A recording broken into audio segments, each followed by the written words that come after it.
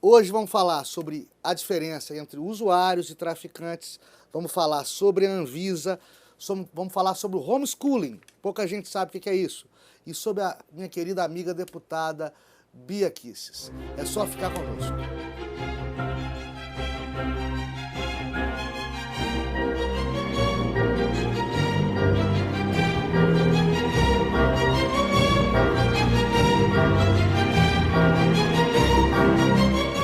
Olá, gente, estamos aqui de novo com Entretanto, esse programa descontraído que fala das coisas do Brasil e do mundo à luz do direito em linguagem simples e objetiva, né? Agradeço aos patrocinadores e apoiadores culturais que permitem a viabilização desse programa.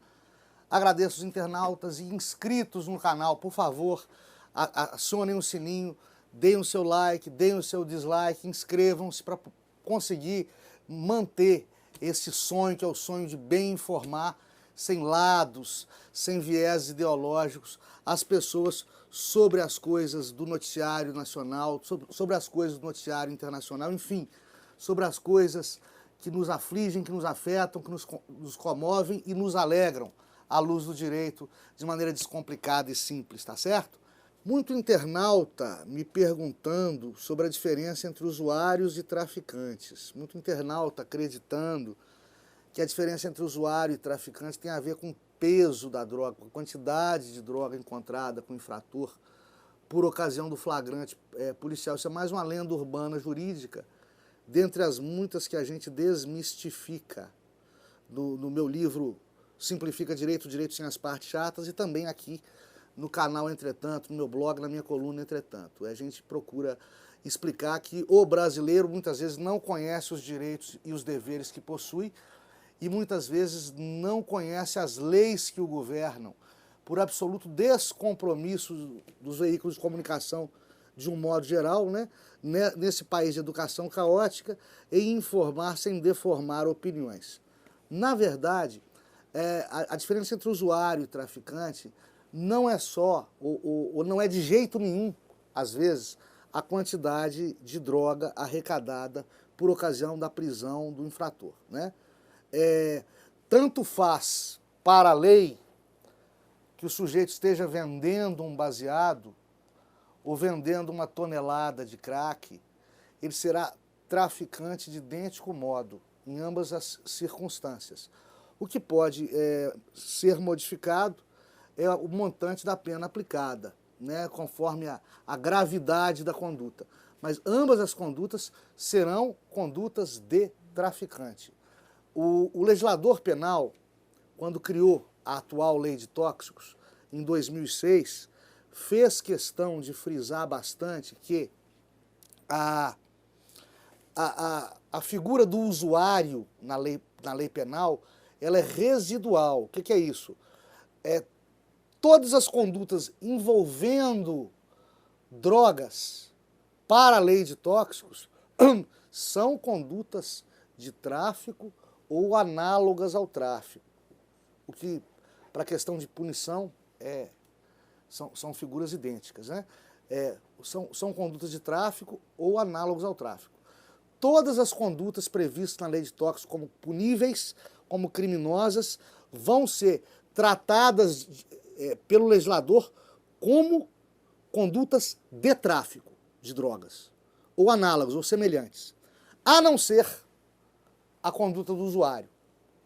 O usuário para a lei de tóxicos, para a legislação brasileira, é aquele que porta pequena quantidade de drogas consigo para uso exclusivo seu. Fora essa conduta, todas as outras são condutas análogas ao tráfico, semelhantes ao tráfico e punidas como crime de tráfico. O que era, desde a sua gênese, desde a criação da lei de tóxicos de 2006, o que era a intenção política do legislador penal, dos deputados e senadores, punir com rigor o traficante de drogas.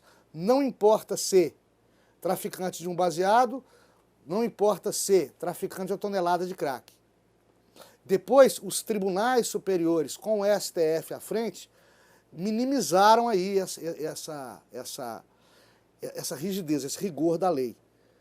A lei a princípio, vedava a concessão de liberdade provisória com ou sem fiança.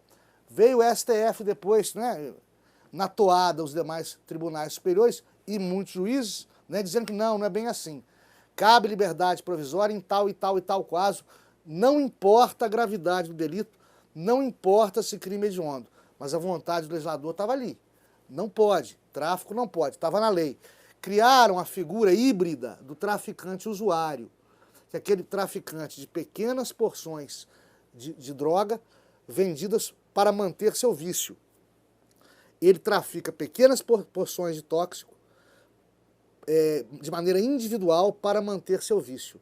Essa é a figura híbrida do traficante usuário, que é punida com mais brandura pela lei penal, mas ainda assim traficante. A lei não retira a hediondez do pequeno traficante, do traficante usuário. E quando o STF o faz, quando os tribunais superiores o fazem, eles retiram a legitimidade do parlamento, a legitimidade dos congressistas na sua exclusividade para tratar de matéria penal. A Constituição Federal fala que só o Congresso Nacional pode legislar em matéria penal e, portanto, não o STF, não os tribunais superiores, não os juízes de direito. E a lei penal, tal qual a lei dos crimes hediondos, lá da década de 90, a gente já explicou sobre isso aqui, foi retalhada, foi espezinhada pelo entendimento dos tribunais, justamente para amenizar o trato jurídico penal com o cidadão infrator. Eu não acredito que isso traduza benefícios para a sociedade. Todos os grandes países do mundo são grandes porque tratam com rigor o cidadão infrator, tratam com rigor o cidadão criminoso, tá? Bem, a Anvisa, o nosso órgão regulamentador de vigilância sanitária, a nossa Agência Nacional de Vigilância Sanitária, ela tem demonstrado ao Brasil a sua eficiência, entre aspas, no trato com a legitimação, a aprovação das vacinas contra a Covid, dos imunizantes contra a Covid, né? Tem demonstrado que é brilhante, a Anvisa é brilhante, mas que demora muito para ser brilhante. É um órgão necessário, mas que na hora que é necessário, demora muito para aprovar o seu valor. Eu tenho um caso pessoal para contar, um amigo, um grande amigo, que mexe com importação de medicamentos, de insumos. Insumos são aqueles produtos que auxiliam no tratamento médico hospitalar sem que remédios sejam, né? Por exemplo, respiradores, por exemplo, seringas, por exemplo, agulhas, conduítes de eletrocardiograma, por exemplo, são insumos, né? Esse amigo meu importa insumos para revenda no Brasil. Para importá-los, ele precisa de autorização da Anvisa. A Agência Nacional de Vigilância Sanitária tem que falar, opa, esse insumo aqui, esse fármaco aqui, tá beleza. Pode vender aqui dentro, pode trazer do exterior e pode vender aqui dentro. Sem autorização da Anvisa, não sai nem do container no porto. Nem do container no porto sai. Muito bem. Ele ficou 1 ano esperando a autorização da Anvisa. Isso quando já havia medicamentos e insumos análogos de empresas concorrentes, da mesma composição física e química, autorizados. Isso quando já havia outras edições do produto dele, que ele queria importar, ou seja, a mesma marca, o mesmo produto de outra geração, autorizado. Ainda assim, ele demora 1 ano para conseguir desembaraçar a mercadoria junto à Anvisa para poder vendê-la aqui. Quando ele o faz, a mercadoria já estava superada, já tinha perdido dinheiro com despachante, com advogado, com taxa, com despesas, etc, etc, etc. E o euro e o dólar, que estavam baixos, tinham subido às alturas, tornando economicamente inviável a venda do insumo aqui no nosso planeta Brasil.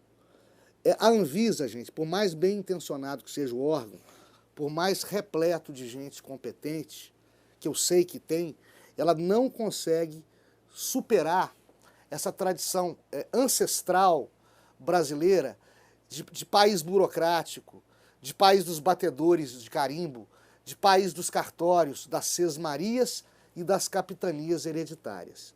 A Anvisa é mais um exemplo de que o Brasil precisa se modernizar.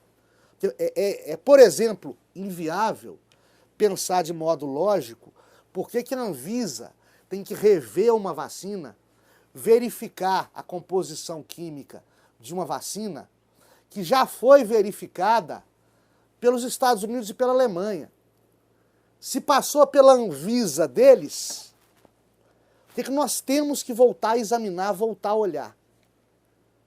Se já está autorizado lá fora, por países que primam pela exatidão no seu trato com a saúde pública, principalmente a Alemanha, se um fármaco é vendido na Alemanha, é porque ele é idôneo. Não se admite. Até se admite a Anvisa rever. Porque, afinal de contas, é nossa soberania. Não é só porque gringo falou que está falado. Mas que o faça rápido. Que revise os estudos das agências internacionais. Que os traduza. Né? A gente falar em 2 meses, 3 meses, para autorizar uma vacina no meio de uma pandemia, em plena segunda onda da pandemia, com no Brasil morrendo 1.000 pessoas por dia. Isso é fora de qualquer base de lógica do razoável. Isso precisa ser revisto, tá? Dê o seu clique, confirme a sua preferência pelo programa Entretanto, se inscreva no canal. Nós precisamos da sua adesão. E hoje nós vamos falar de homeschooling também. Pouca gente sabe disso. Homeschooling não parece um palavrão. Homeschooling é ensino doméstico. É pai e mãe, no máximo com professores particulares, lecionando para os filhos em casa. Isso é válido em muitos países do mundo. E vale diploma da graduação, desde que o aluno no homeschooling, no ensino doméstico, ele faça semestralmente ou anualmente, enfim, periodicamente, ele faça exames, provas. Passando nas provas, está laureado, está aprovado. Lá vale grade curricular. Aqui a lei não permite. Com a onda da pandemia, com o fique-em-casismo, né, com as medidas de distanciamento social, brasileiros voltaram a falar do homeschooling, de autorizar o homeschooling. Atenção, homeschooling não é ensino à distância. Eu não estou falando de EAD. No ensino à distância, do lado de lá da videoconferência, da plataforma, tem um professor ministrando aula. Tá? Tem uma carga horária, tem um organograma, tem um currículo, tem uma grade curricular e tem avaliação, teste, trabalho e nota periódica. O ensino à distância, ele é escola à distância, mas é escola. No homeschooling, não há escola. É pai, mãe e professor particular em casa, sem sistema de avaliação periódica, valendo. O aluno aprende em casa, com os pais, com o professor particular que seja, e depois ele apenas faz as provas. Vocês entenderam? Muito país tem isso. Aqui no Brasil, eu não vejo viabilidade nisso. Aliás, eu não vejo viabilidade disso nesse molde de educação brasileira que nós temos em lugar nenhum do mundo. E como eu disse para vocês, educação é diferente de ensino, tá? Educação é, sobretudo, a educação doméstica, né? É aquilo que a gente aprende com pai e mãe, mas também é o que a gente aprende com o meio, com os veículos culturais, com as mídias, com os amigos, com a família extensa, que são tios, avós, primos, etc. Vários atores sociais contribuem para a nossa educação doméstica, porque ela é informal.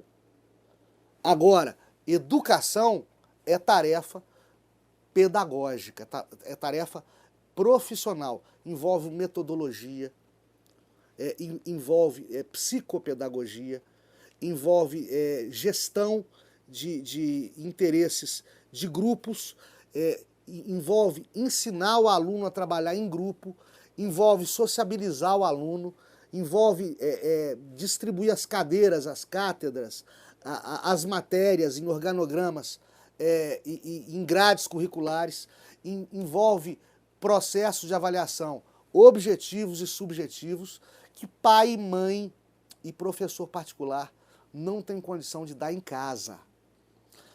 Educação é uma coisa, ensino é outra, ensino é atividade complexa, formal, precisa de escola. É por isso que tem que valorizar a escola, é por isso que tem que valorizar professor. É por isso que tem que voltar à aula, Brasil. Volta à aula, Brasil. Tem um monte de chorão aí falando em número, falando que a Alemanha voltou à aula, mas parou. Mas voltou à aula. Tentaram. O prejuízo para a educação com escola parada, para aula presencial híbrida, é enorme. Eu vou repetir, não estamos falando de obrigar as pessoas a voltarem à aula presencial. Estamos falando dos governos pararem de proibir a abertura das escolas para aulas presenciais. Ainda que aumente o contágio, o contágio da Covid vai aumentar mesmo. Vai aumentar mesmo. Enquanto não obtivermos o efeito de rebanho, a imunidade de rebanho, que será acelerado com a vacina. O que não pode aumentar é a mortalidade da Covid. E a mortalidade da Covid não aumenta porque as pessoas saem mais às ruas ou porque as pessoas frequentam escolas. A mortalidade aumenta porque o sistema de saúde não é capaz de conter os casos mais graves. Porque o sistema de saúde entra em colapso. É por isso que tem gente morrendo. Não é por causa da Covid. Um amigo meu teve Covid grave, ultra sintomático. Foi parar no Albert Einstein. Lá no Albert Einstein foi curado com relativa facilidade. Os médicos do Einstein falaram com ele, não se morre mais de Covid no Albert Einstein. Não se morre mais de Covid aqui. Velho de 90 anos que entrar aqui com Covid, sai curado. O problema não é do vírus, o problema é da saúde pública. Não podemos privar as nossas crianças de aula, porque a saúde pública não dá conta do dever de casa. É uma crueldade, é crime de abandono intelectual. Nós estamos privando as crianças do conhecimento indispensável para que eles formem as gerações futuras que cuidem da gente na velhice. Tá bom? Volta às aulas, Brasil.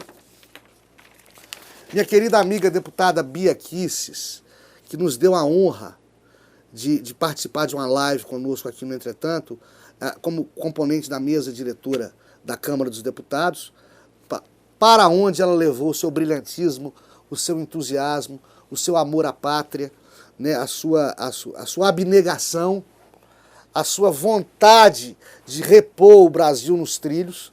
A minha querida deputada Bia Kicis está presidindo, irá presidir a Comissão de Constituição e Justiça da Câmara. É o órgão dentro da Câmara dos Deputados mais importante, ele que diz da legalidade ou ilegalidade dos procedimentos dentro daquela casa legislativa. E não adianta as pessoas tentarem rotular a Bia Kicis. Ela é como eu, como várias pessoas que eu conheço, a gente defrauda bandeiras de conservadores, ora defrauda bandeiras de progressistas, sem nos preocuparmos com a gaveta que caberá às nossas teorias, se é o lado da direita, se é o lado da esquerda. O nosso time é o Brasil. Não tem ideologia nisso. A Bia é bem pragmática. Ela é conservadora para algumas coisas, mas ela é profundamente interessada no bem-estar do povo, na legalidade e na respeitabilidade no funcionamento das instituições. Tentaram macular a Bia Kicis de todo jeito. Ela trabalha demais, ela não tem tempo para bate-boca de internet, ela não tem esqueleto no armário. Não adianta a sinistra partir para a Bia Kicis, né, com a costumeira arma do assassinato de reputações. Ela não vai bater boca para baixo. Ela está preocupada demais com o bem-estar do Brasil e ela não tem o que temer. Tentaram até inventar crime que não existe para incluí-la. Crime de fake news, isso não existe, né? O STF que o diga. E Bia Kicis passou incólume, é uma jurista de nomeada, é uma política de envergadura, é uma mulher legítima do século XXI, antenada e à frente do seu tempo. Vai com Deus, Bia. Nós merecemos, nós brasileiros sofridos, merecemos políticos como você. Você está de parabéns aí. Eu queria terminar voltando ao assunto da educação, do ensino, das escolas, lembrando aqui, atenção gente, lembrando aqui uma frase do Aristóteles. A educação tem raízes amargas, mas seus frutos são doces. Vejam como é a importância da educação. Aristóteles, 400 anos antes de Cristo. A educação tem raízes amargas, mas seus frutos são doces. Até a próxima. Fiquem todos com Deus.